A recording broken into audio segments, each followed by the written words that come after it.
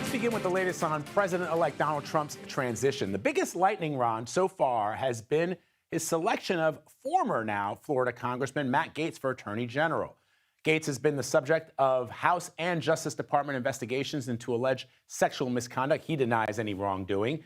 Also selected for positions, former Democratic Congresswoman Tulsi Gabbard for Director of National Intelligence, Fox News host Pete Hegseth, Secretary of Defense, and Marco Rubio for Secretary of State. But it's the Attorney General pick that has a lot of people talking on the Hill. Doug Carter, do you think Matt Gaetz is confirmable? We'll find out, won't we? I look forward to hearing from him about how he's going to straighten out the department. But my presumption is that I'll support all of his candidates. The interesting answers are going to come from my colleagues on the GOP that are going to vote or justify voting for that mess. All right, here for more reaction is CBS News political reporter Jake Rosen, who is joining us live from West Palm Beach.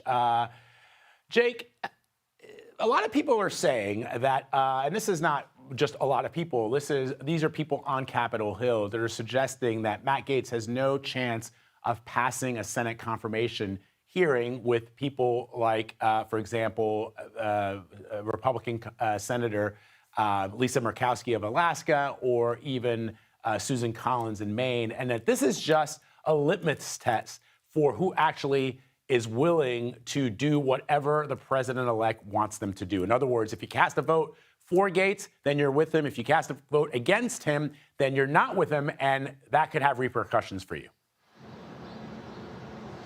And certainly possible. And those two people that you named, Senators Murkowski and Collins, if they do vote against, and let's just say even one more senator joins them against Matt Gaetz, that's still a 50-50 tie, assuming that Democrats all vote against Matt Gaetz, which means that J.D. Vance, soon to be vice president, would be able to come in and break that tie. So in order for these people who have already come out being skeptical of Matt Gaetz' confirmation, there's still certainly a chance that with 4 defections, it fails, but with anything less than that, 3, 2, or even 1, and like you said, it could be potentially a litmus test, and do any of these senators want to get in the way of Trump's first initial cabinet picks? That would be a big mark for them for the next 4 years. And again, J.D. Vance can come in and break that tie, so it would take more than 4 senators to really do this. Let's talk about former Democratic Congresswoman Tulsi Gabbard, who's now a Republican.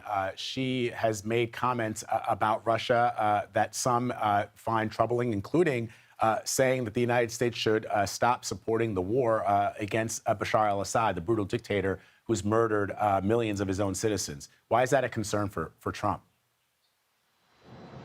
Well, because Mrs. Gabbard would have to be in charge of all the country's information and intelligence. And in terms of whether she is a Russian asset, as former Secretary of State Hillary Clinton implied years ago, or simply just, working with potentially Donald Trump in this kind of isolationist wing of the Republican Party to pull out of these places, 2 very different scenarios, right? But either way, someone who would be in charge of how we handle intelligence in the country, how we share intelligence with allies like Israel and like Ukraine and like Taiwan. Again, those things all would have to come in play with her at the helm. Now, she would have to be confirmed by the Senate, same thing, although her military background, I think, and just general lack of controversy in terms of legal investigations or ethics investigations into her, like someone like Matt Gaetz, there's certainly a higher chance that she's able to get through. And again, she's another close former and loyal ally of Donald Trump that is now being tasked with these immediate appointments that Donald Trump has made in the week and a day since he was elected. All right, Jake Rosen reporting for us from West Palm Beach this morning. Thank you, Jake. Appreciate it.